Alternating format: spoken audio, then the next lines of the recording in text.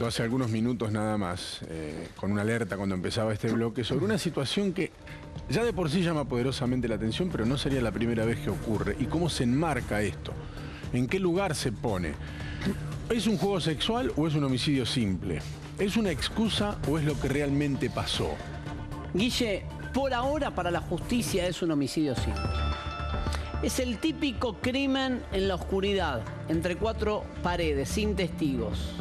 Ella, Ingrid Ana Coene, es la que introduce, no ante el fiscal, sino ante la policía cuando llaman 911, la idea de que la muerte de su pareja, Guillermo Vocero, ingeniero agrónomo, deviene de un juego sexual. Pero cuando declara, y vamos a repasar la declaración, tenés la imagen del arma homicida, tenés imágenes de la casa para ir mostrando de qué estamos hablando. Cuando declara ante el fiscal Gerardo Loureiro, esta mujer entró en la famosa amnesia del momento del crimen, típica de los que buscan la inimputabilidad. En un ratito lo vamos a sumar a Gabriel Iesi para hablar de este tema. Pero contame desde el principio, porque ella misma es la que llama al 911. Escenario: Sixto Fernández 102, Temperley, Barrio Inglés.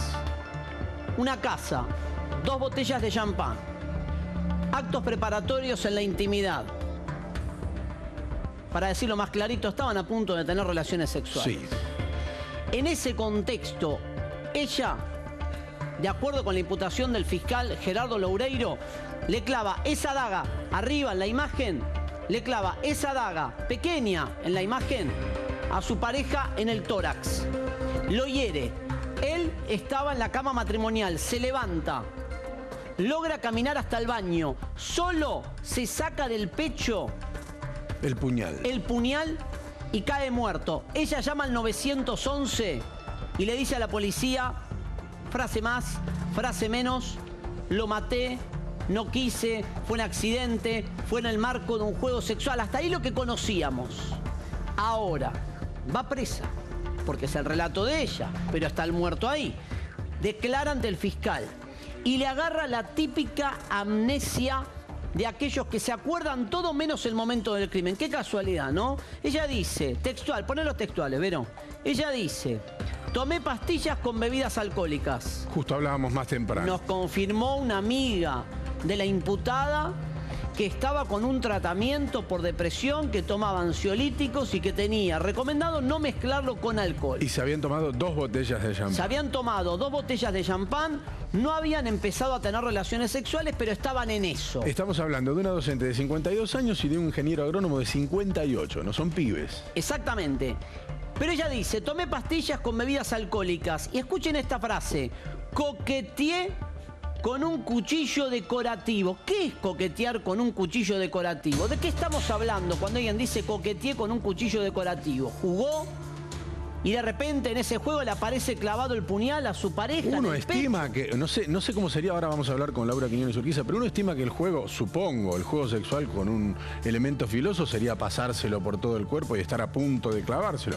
Ahora de ahí a clavárselo hay una distancia. Hay que hacer fuerza. Obvio. Ahí cambia la historia. Pero dice también y agrega, siempre tuvimos relaciones sexuales tradicionales. Con lo cual, si esta era una relación atípica, era la primera vez y no había empezado, de hecho, el acto sexual en sí. Estaban en la previa. Ahora, va a quedar detenida. Porque el juez de la causa, el doctor Mafucci Mor, dijo, en principio tengo un homicidio simple. Yo no tengo otro elemento hasta ahora técnico-científico para acreditar que en el marco de un juego se le escapó un puntazo. Además, se le escapó un puntazo y se lo atravesó hasta el corazón. Y después él tuvo que arrancárselo y caminar desde la habitación matrimonial hasta el baño para dejar la daga ahí donde la estamos viendo. Mirá que para llegar al corazón es esta distancia. Y hay que, a ver, mirá. Lo hemos contado, Guille. Esta distancia.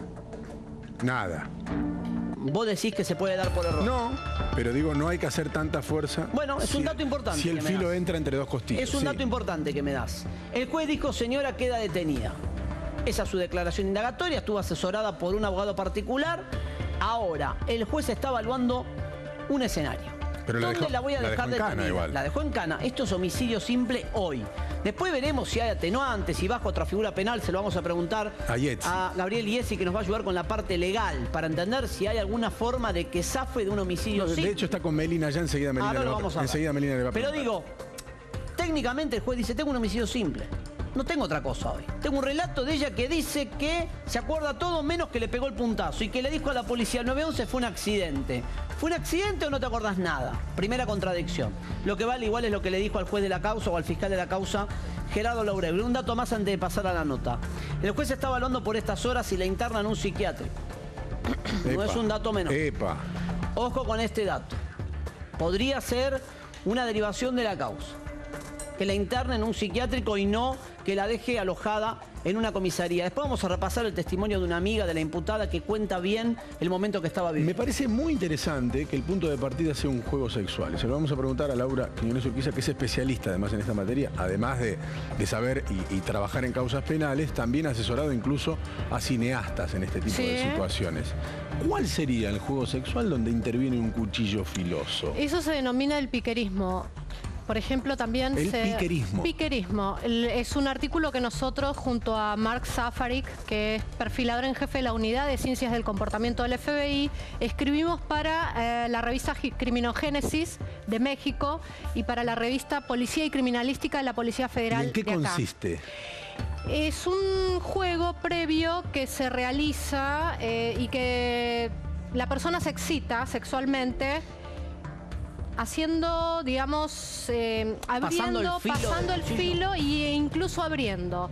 Pero si este tipo de cuestión, esto es un juego habitual en la pareja, en el cuerpo de él tienen que evidenciarse marcas de cuchillo de vieja data, es decir, viejas. Te hago un punto ahí. Mientras vemos la definición más clásica de piquerismo, juego sexual adquirido mediante el apuñalamiento, el corte y la obtención de rebanadas de piel y de carne de las víctimas. Las zonas de preferencia son los pechos, las nalgas, genitales o abdomen. Pregunto, ¿el homicidio como tal, se entiende si esta práctica está mal llevada adelante? Porque una cosa es estos juegos consensuados y otra cosa es cómo termina ese cuchillo en el pecho de la víctima y la víctima muerta. ¿Qué tiene que ver eso con piquerismo? ¿O puede ser un piquerismo mal elaborado? El piquerismo aparece, o sea, es como si fuese el sadomasoquismo, el voyeurismo, el exhibicionismo, o sea, está. La práctica se encuentra. Que se haya pasado de rosca, como en algunos hechos se ve, se han visto hechos. Hay casos. Sí, hay casos, incluso en homicidios o en ataques sexuales, sí hay prácticas de piquerismo. Pero tendría que tener cicatrices este tipo. Este hombre, la víctima, supuesto, el hombre de 58. ¿Alguna cicatriz anterior? ¿Y si es la primera vez? Y pero arranca con un puntazo en el corazón. Porque ella por algo dice textual: estuve coqueteando con el cuchillo decorativo. Es la casa de ella, el lugar del hecho es la casa de ella, vos tenés la imagen.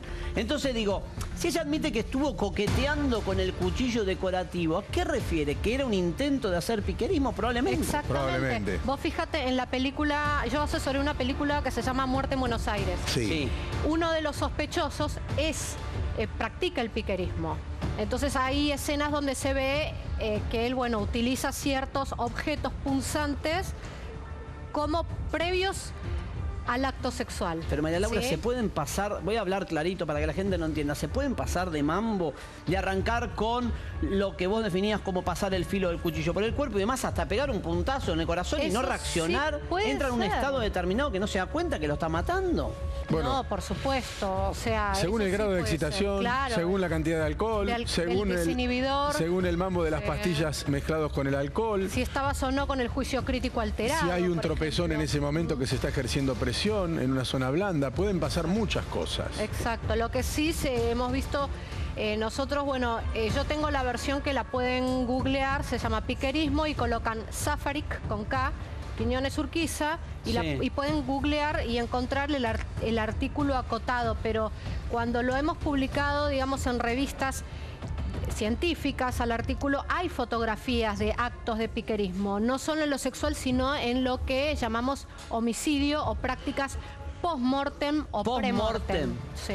A ver, ¿cómo, tratando de ser cuidadosos con el tema, vos decís que hay una metodología de gente que puede usar el piquerismo como parte del goce sexual y otra gente que puede usar el piquerismo para camuflar una verdadera intención homicida o el homicidio pinta de casualidad. Claro, por ejemplo, el cuádruple crimen de La Plata. ¿Cuántas puñaladas tuvo cada una de las personas? En total 74 puñaladas a las 4 víctimas. Yo al otro día, me acuerdo, hice un perfil para un diario muy conocido y creo que a las 2 semanas hablé de que el sospechoso tendría que tener estas prácticas de piquerismo. Y fue exacto. O sea, el piquerismo en las escenas criminales se nota, o sea, sale a la luz, reluce. ¿Se entiende? O sea, la relación del victimario con el puñal en este caso. Es una penetración sustitutiva. Ahora, la pregunta... Es interesante lo que dijo. Penetración sustitutiva. Exactamente. La pregunta que ahora le vamos a hacer a Yetzi, que está con Melina, es... Si se comprueba que efectivamente fue un accidente en el marco de una práctica sexual, ¿va preso o no? A ver qué dice ¿Va Gabriel? preso o no, Meli? Bueno, acá está Gabriel para responder eso justamente. ¿Qué puede pasar procesalmente con este hombre? Mira, ¿qué tal? Buenas tardes primero, buenas tardes a todos. El fiscal, escuchaba recién la descripción que hacía claramente Mauro. Por el momento el fiscal lo tipificó, lo caratuló, como se dice vulgarmente, como un homicidio. Pero la verdad que esto es una causa, y ha habido otras similares de muertes en juegos sexuales, donde la justicia lo ha interpretado de distintas maneras. En algunos casos es un homicidio, donde el fiscal es quien tiene que, el director de la investigación es quien tiene que probar que la hoy detenida tuvo la intención de acabar con la vida de, este caso, su pareja. Por otro lado, puede darse el supuesto de que esto, finalmente, con una buena estrategia de defensa, termine siendo un homicidio preteritencional, aquel homicidio donde quiso provocar una lesión, pero no terminar con la vida. No tuvo la intención de matar. Sí la intención de producir una lesión, pero no, el medio empleado no debía razonablemente terminar con la vida. Es una cuestión interpretativa de acuerdo al elemento de la daga. Me imagino, Gabriel, es fundamental la pericia que se haga sobre el cuerpo de la víctima. Porque digo, el recorrido que hace ese arma blanca sobre el cuerpo de esa víctima va a determinar qué contenido, qué intención tuvo justamente. No, lo que va a poder determinar la pericia en la autopsia es... La puñalada. Por ejemplo, la autopsia se va a poder determinar la penetración, cuánto es lo que, en este caso, el puñal ingresó en el cuerpo de la víctima. Claro. En segundo Pero hay lugar, un dato, Gabriel, hay sí, un te dato escucho, Mauro. importante. Lo que describen los investigadores es que la víctima se saca el puñal caminando, perdón, no estoy ahí, caminando se saca el puñal, camina desde la cama matrimonial, si bien no estaba acostado, y él mismo deja el puñal, mirá la imagen, en el baño. Digo, desde el punto de vista científico, por más que vos puedas establecer, a mí me parece muy difícil que puedan establecer si fue a propósito o no fue a propósito, pasa solo por la cabeza de la imputada. Si no tenés elementos complementarios, ¿cómo distinguís si la puñalada es a propósito o no? Pero debe haber elementos para distinguir justamente, claro. Bueno, dicen que atravesó el corazón. Entonces digo, tenés que hacer fuerza para apuñalar a una persona. Hemos cubierto infinidad de casos donde gente recibe 10, 15 puntazos y no muere. A ver, desde el punto de vista, Gabriel, desde el punto de vista técnico, ¿qué le va a resultar más difícil al juez que tiene que determinar esta situación? ¿Demostrar que esta mujer tuvo la intención de matar o entender si tuvo la intención o todo lo contrario? ¿Cuál es la situación más difícil? Bueno, el juez ahora rápidamente la indagó el fiscal, la indagó por homicidio, o sea, le caratuló el hecho por homicidio, y el juez de garantía avaló y ordenó la detención. Ahora tiene 15 días más otros 15 días para ordenar si dicta o no la prisión preventiva. En primer lugar, va a ser importante la autopsia, que va a determinar el grado de penetración que tuvo esta daga dentro del cuerpo de la víctima. En segundo lugar, quien tiene que probar la intencionalidad, es más, la imputada puede haberse hasta negado a declarar hipotéticamente. El fiscal tiene que probar que hubo intención. Ella tiene también elementos que hacen a que probablemente tenga algún informe médico, no del momento, o sí, pero sí anterior, de que estaba medicada, de que estaba consumiendo quizás algún ansiolítico, algún relajante, de que habían consumido alcohol, algunas circunstancias que hagan inexcusable también la manera en que actuó. Ahora, ¿de qué estamos hablando? De una docente de 52 años, un ingeniero agrónomo de 58 años, que habían tomado 2 botellas de champán y ella aduce ahora haber tomado medicación que le había recomendado un médico psiquiatra por una profunda depresión. Ansiolíticos, dijo. ¿Esto puede alterar el comportamiento? Pero yo llego a lo mismo, a ver... ¿Esto puede transformar un juego sexual en un homicidio? Está bien, pero digo, más allá de esto que plantea, y es, si yo digo, desde el punto de vista jurídico, hoy vos tenés una persona que está detenida por homicidio simple y un juez que está evaluando, o un fiscal que está evaluando que mantenga el arresto en un psiquiátrico, y ese no es un dato menor. No. Claro. ¿Vos qué pensás de ese dato, Jessy? ¿Por qué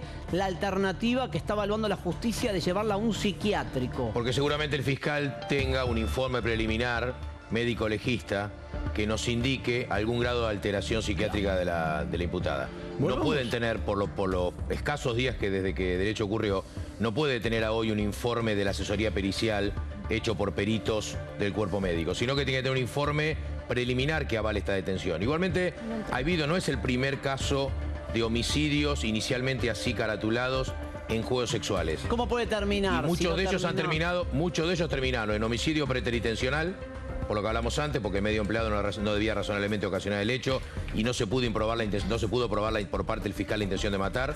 En algunos casos ha terminado por homicidio culposo, donde ha habido una imprudencia, una negligencia en el manejo. No todos, no es Pero más. ¿sabes qué pasa, Gabriel? Vos tenés muchos años en esto. ¿Sabes qué pasa? Me parece que mucha gente... me salgo del caso. Digo...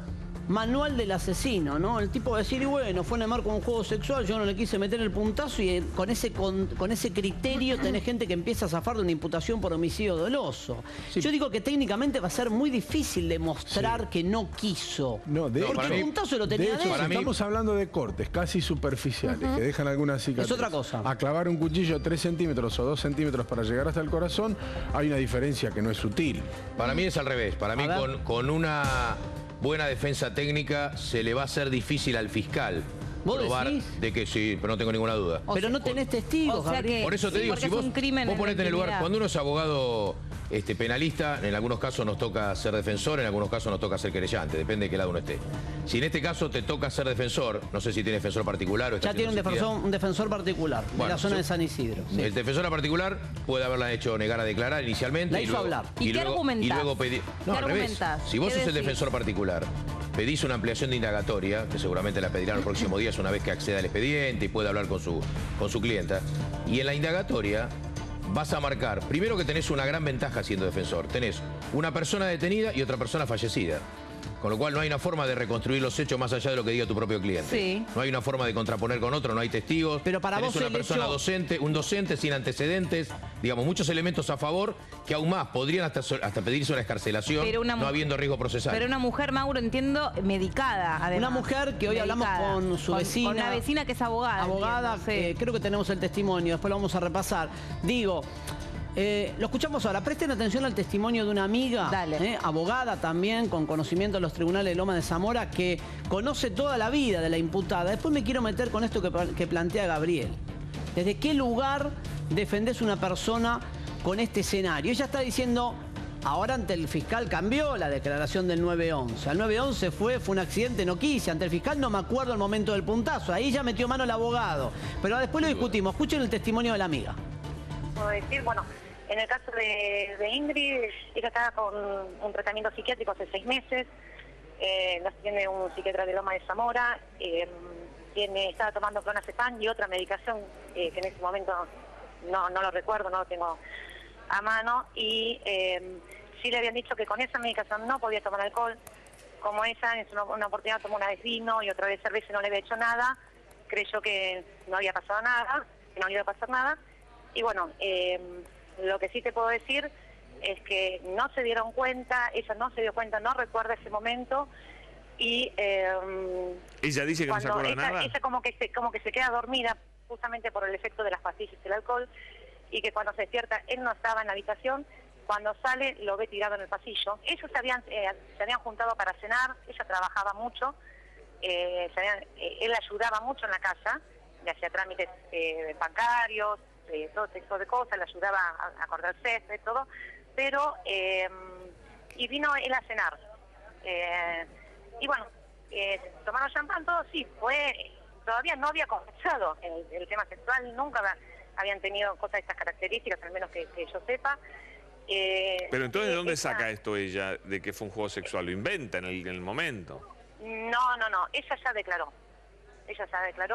Hay una contradicción entre estar dormida y estar en un juego sexual. Ella estaba adormecida, porque obviamente cuando uno toma alcohol con determinados ansiolíticos o antidepresivos, no recuerda, y hay cosas que no recuerda. Eso es lo que ella está declarando. Bien, ahí está la declaración, no recuerda, Y eso es lo que está declarando. Textual, la misma información que aportaba la vecina, amiga, conocida de la imputada que yo pude obtener de los tribunales de Loma de Zamora. Se acuerda todo, menos el puntazo. De todas maneras, a mí me sigue llamando la atención el juego sexual, digamos. Que sea un cuchillo filoso que te va pasando por el cuerpo y te va produciendo tajos. Y la diferencia que se provoca entre un tajo y hundir un cuchillo 3 centímetros a la altura del corazón. María Laura decía que habría que indagar en quién decía. En la historia previa de esta mujer. Si hay otras parejas que digan y den fe de que ella sí practicaba el piquerismo.